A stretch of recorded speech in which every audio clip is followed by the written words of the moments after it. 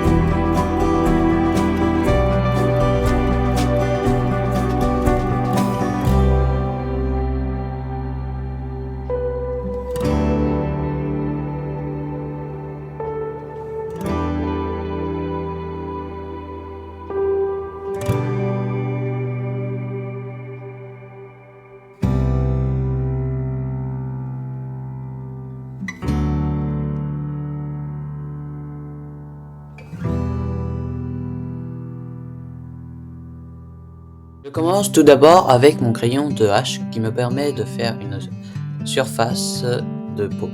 Ensuite, je marque légèrement les zones où je souhaite ombrer mon personnage avec mon 8B. Il me permettra également de marquer les rides, donc bien plus foncées. Le crayon H, lui, je vais l'utiliser pour créer des imperfections qu'on pourrait retrouver sur une peau humaine.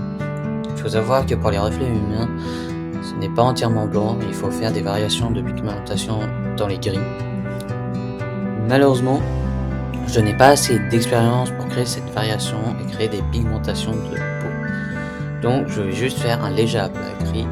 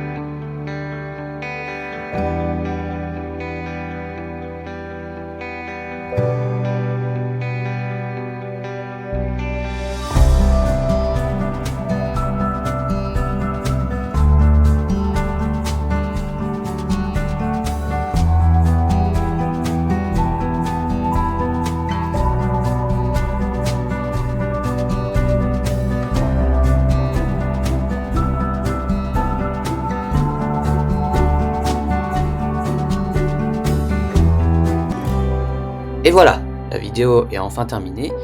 J'espère qu'elle vous aura plu. N'hésitez pas à laisser un petit commentaire, un petit like et surtout à vous abonner. Ça fait du bien et puis ça aide la chaîne à se développer. Sur ce, je vous souhaite une excellente journée ou soirée. Et je vous dis à très bientôt dans une prochaine vidéo.